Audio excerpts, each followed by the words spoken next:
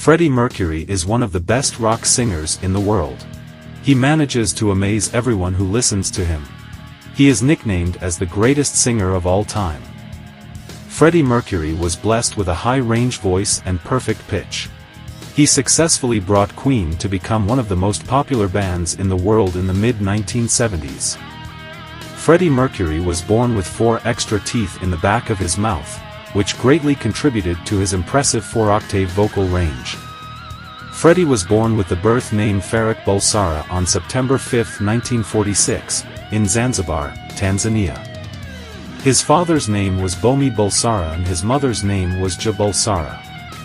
In Zanzibar, Freddie and his family lived comfortably.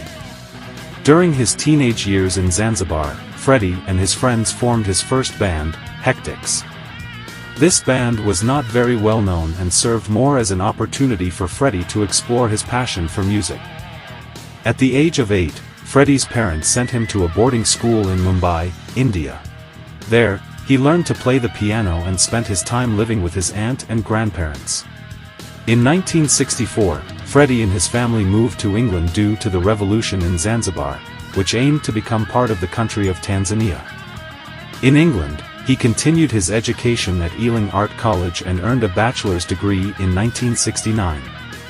His passion for music led Freddie to join bands like Ibex and Sour Milk Sea. In 1970, Freddie Mercury met the guitarist and drummer of the band, Smile, Brian May and Roger Taylor. After a year, John Deacon joined as the bassist, and they formed a new band named Queen. With Queen, Freddie made their debut and released their first album in 1973, named after the band itself. The following year, Queen 2 was released, followed by the album Sheer Heart Attack in 1974. These first 3 albums were considered to have not yet gained much attention from music enthusiasts in the US and the UK. However, it can't be said that they were failures because one of their singles titled Killer Queen managed to reach number 2 on the UK charts and number 12 on the US charts. Freddie Mercury and Queen began to gain fame and international attention when they released their 4th album, Night at the Opera, in 1975. The album featured the single, Bohemian Rhapsody, which was initially considered risky due to its lengthy duration of 5 minutes and 55 seconds. However, it proved to be a chart topper in the UK and reached the top 10 in the US. Bohemian Rhapsody is one of the most iconic works in rock music history, blending various genres such as progressive rock, opera, and ballad, making it an unforgettable masterpiece. Freddie also played a significant role in writing hit songs for Queen, including 7 Seas of Rhye, Somebody to Love, Good Old-Fashioned Lover Boy, Don't Stop Me Now, Bicycle Race, We Are the Champions, and, of course, Bohemian Rhapsody. Freddie briefly attempted a solo career in 1972 under the stage name Larry Lurex. He released 2 albums titled Mr. Bad Guy in 1985 and Barcelona in 1988. During his solo career, Freddie Mercury collaborated with several renowned musicians such as Michael Jackson. Freddie recorded several demo singles including State of Shock, There Must Be More to Life Than This, and Victory. The song, State of Shock, was eventually released in 1984 as a duet with Mick Jagger and included on the Jacksons' album titled Victory. Freddie Mercury's life outside the band and as an individual often drew public attention, especially regarding his sexual orientation. Many speculated that Freddie Mercury was attracted to both men and women, but these rumors were refuted by Freddie and those closest to him. In the early 1970s, Freddie Mercury had a romantic relationship with a woman named Mary Austin, who was known through Queen's guitarist, Brian May. It could even be said that Mary was the only woman in his heart at that time. When Mary cheated on him with his friend, he still considered Mary his closest friend and did not blame her for the incident at all.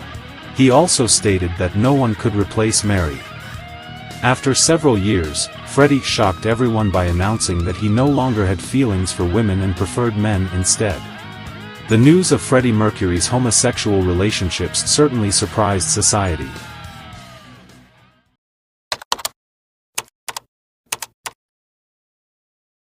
In October 1986, a British media outlet reported that Freddie Mercury's blood test results showed he had tested positive for HIV/AIDS, sparking public uproar. Freddie denied the reports, stating that his blood test results were negative for HIV. However, the issue persisted as Freddie's health continued to deteriorate.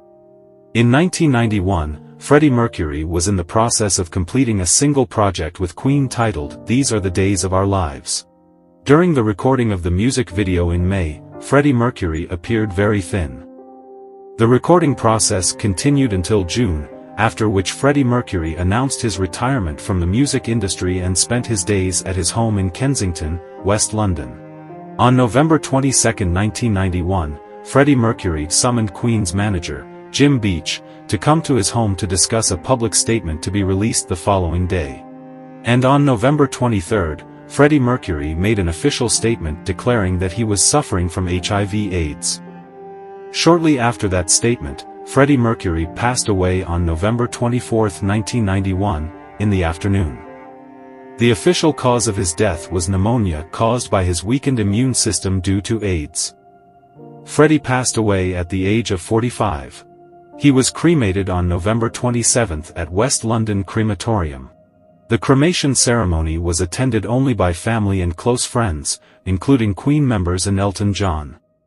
The remaining ashes were given to Mary Austin to be buried at a secret location, with a promise not to disclose its whereabouts. With Freddie Mercury's passing, the world lost one of the greatest legends of rock music of all time. Though he's gone, his musical legacy continues to inspire millions of fans worldwide. His spirit, courage, and extraordinary talent will always be remembered in the history of rock music for generations to come.